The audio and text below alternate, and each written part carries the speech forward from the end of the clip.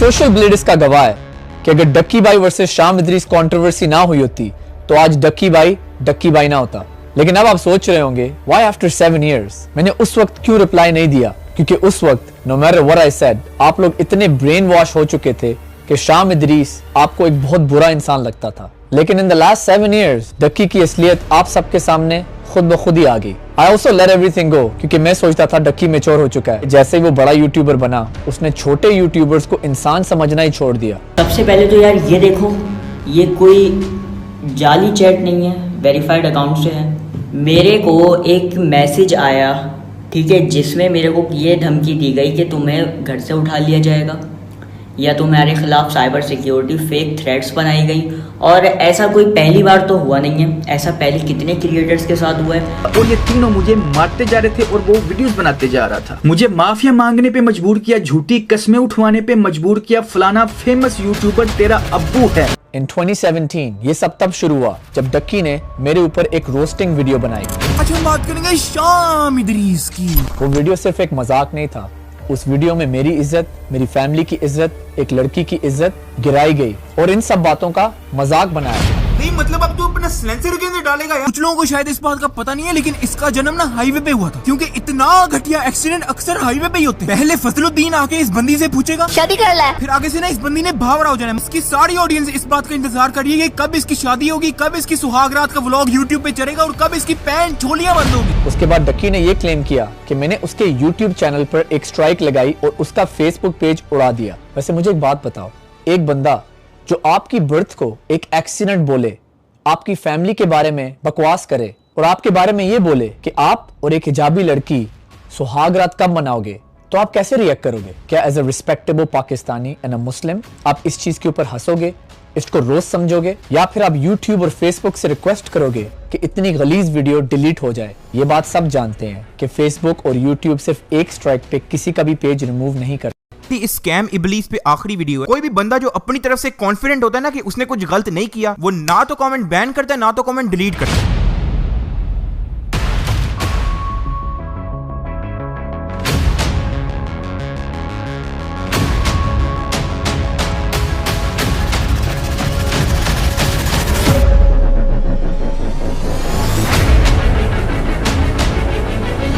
अब मैं तुम लोगों को असली वजह बताता हूँ कि इसने फेक, स्क्रिप्टेड और ड्रामा जैसे लफ्ज क्यों बैन किए। क्योंकि इसके प्रैंक्स होते हैं फेक, इसके व्लॉग्स होते हैं स्क्रिप्टेड। कभी इसके घर रात को $10,000 पड़े होते हैं या तो कभी रात को इसको भूत लग जाता है। अब 70% अवाम जिनको पता है कि ये एक चुतियापा है, वो नीचे कमेंट करती है कि एक फेक प्रैंक है, स्क्रिप्टेड व्लॉग है। लड़ाई शुरू हुए उन्होंने पिस्तौल कड्ढी है, लेकिन एक किडनैपर रजब के पीछे वेट कर रहे जो रजब नू आके फड़न लगता किडनैपर ਐ ਦੁਨੀਆ ਕੱਢ ਰਹੇ ਜਿਹਨੂੰ ਪਿਛਲੀ ਵਾਰੀ ਕਿਡਨੈਪ ਕਰਕੇ ਜਿਹਦਾ ਬਦਲਾ ਲੈਣ ਆਏ ਨੇ ਮੁਨੀਬ, ਉਹ ਐ ਵਾਲੀ ਕਿਡਨੈਪਿੰਗ ਦੇ ਵਿੱਚ ਸ਼ੂਟਿੰਗ कर रहे हैं। कोई भी बंदा जो अपनी तरफ से कॉन्फिडेंट होता है ना कि उसने कुछ गलत नहीं किया, वो ना तो कमेंट बैन करता है ना तो कमेंट डिलीट करता है। चोर और झूठे बंदे की निशानी ये है कि वो छुपने की कोशिश करता है। तो इनको धमकी लगाने के बाद, इनकी फैमिली को अगवा करने के बाद रिप्लाई क्यों नहीं दिया?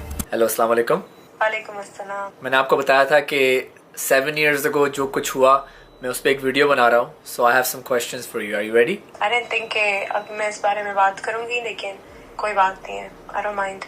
So the first question is, Ducky claims in your tweet you didn't mean Ducky as a tiny YouTuber, but you meant all the Pakistanis are tiny and they live in their tiny huts. First of all, मैंने पाकिस्तानियों को कभी tiny नहीं बोला, क्योंकि ये उस time हमारा नाम यूज करके हमें डीफेम करके व्यूज और फेम गेन करना चाह रहा था। इसको मैंने टाइनी बोला था क्योंकि इसकी बातें ही ऐसी थी। मैंने किसी यूट्यूबर दूसरे का नाम भी नहीं लिया, मैंने तो इसको बोल दिया ना कि ये हट में रहता है, और ये इतना ऑफेंड हो गया कि इसने मेरे वर्ड्स को मैनिपुलेट किया।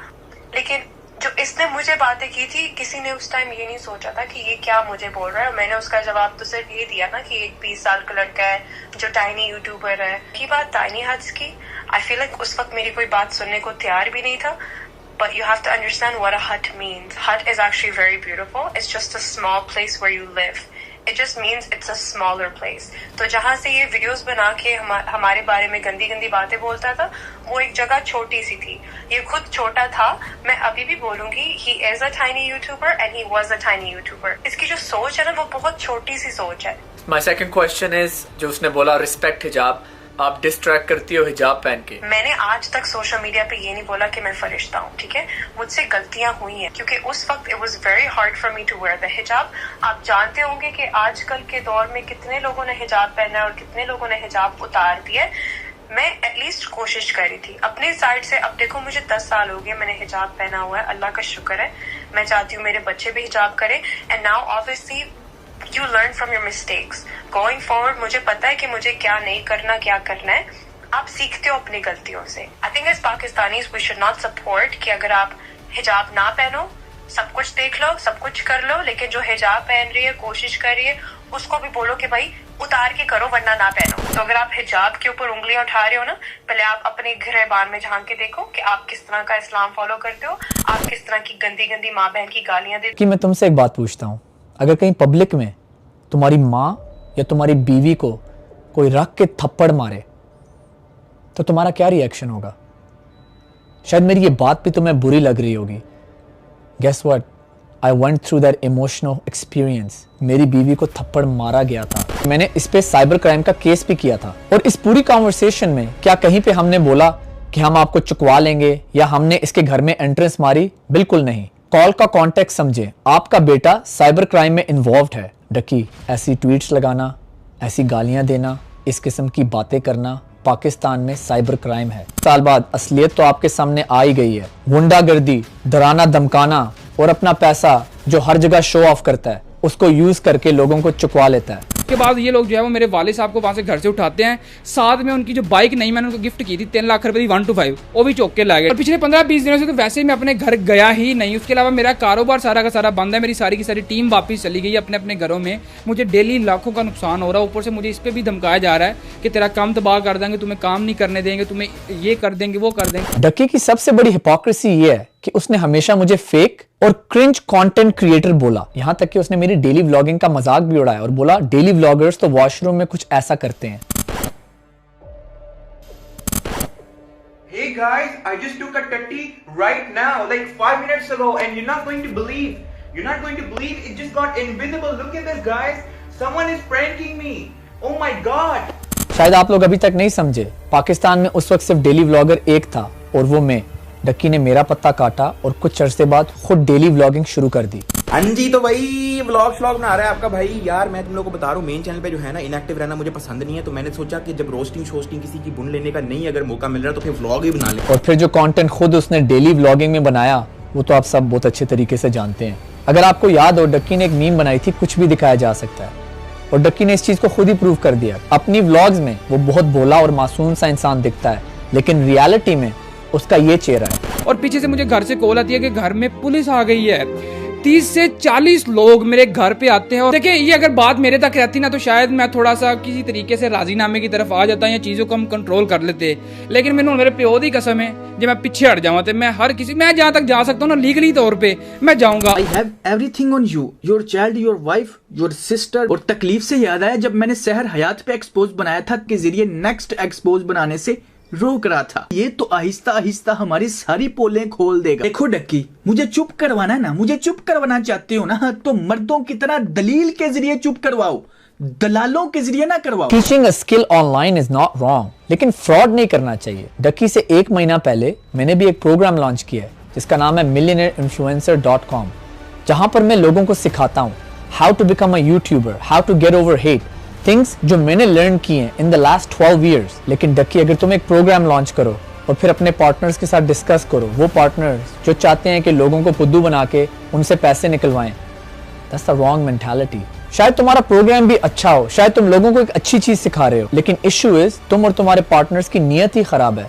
आपको ये समझ तो आ गई होगी कि 7 साल पहले जिस इंसान को आप मासूम समझते थे वो असल में कितना बड़ा क्रूक है। उसने सारे पाकिस्तानी भाइयों और बहनों को कितना बेवकूफ बनाया। मुझे फेक और क्रिंज कहा, मुझे गालियां दी, बोला शाम इदरीस दल्ला है, स्कैम इबलीस। मेरे डैड का नाम है Idris, which is also a profit name. आप 1 मिनट के लिए सोचो कि मेरे डैड को कैसी फीलिंग आई होगी जब उनके नाम को इबलीस कहा गया। ये वो चीज़ें हैं जो शायद आप लोग कभी समझ भी नहीं सकते। मेरी पूरी फैमिली को इतनी हेट मिली, मेरी वाइफ को अटैक किया गया। जिस कंटेंट को वो क्रिंज कहता था, जिस कंटेंट का वो मजाक उड़ाता था, आज उससे 10 गुना बुरा कंटेंट वो खुद बनाता है। चलो मुझे तो वो बाहर का समझता था, एक कनेडियन पाकिस्तानी, लेकिन ये देखो कि वो अपने पाकिस्तानी यूट्यूबर्स के साथ करता क्या है। मैंने 7 साल पहले सब्र करके सब कुछ अल्लाह पे छोड़ दिया, यहाँ तक कि इससे सलाम दुआ भी शुरू कर दी। And over the years I have always been nice to him. Ducky, तुमने क्लेम किया कि मैं पाकिस्तान आया अपनी रेपुटेशन बचाने, पैसे कमाने। तुम ये सोच सकते हो कि शायद YouTube पे मुझे उतने व्यूज नहीं आते जितने कभी आते थे, लेकिन अल्लाह ने मुझे लास्ट 7 इयर्स में जिंदगी में बहुत सक्सेस दी, बहुत रिस्क दिया in my other businesses and on social media in general. लेकिन अल्हम्दुलिल्लाह आज भी मैं बहुत खुश हूँ क्योंकि मैंने कभी किसी का हक नहीं मारा। #डकी अपोलोजाइज को वायरल करो। मुझे डकी से कोई अपोलॉजी नहीं चाहिए, लेकिन ये सारे पाकिस्तानी यूट्यूबर्स जिनके साथ ये इतनी बुराइयां कर रहा है, इन सबको अपोलॉजी करना बनता है। एंड टू यू डकी, अभी भी वक्त है, आंखें खोलो, अपोलोजाइज करो। अगर इनमें से भी किसी और ने सब्र कर लिया, so this time you will be finished. जो सताता है चुप हो जाओ, जो सताता है चुप हो जाओ। अल्लाह की कसम, आप ऐसी ताकत बनोगे कि पहाड़ भी रास्ता देंगे। सब्र इंसान की सबसे बड़ी ताकत, सब्र इंसान की सबसे बड़ी ताकत है, सब्र इंसान की सबसे बड़ी ताकत।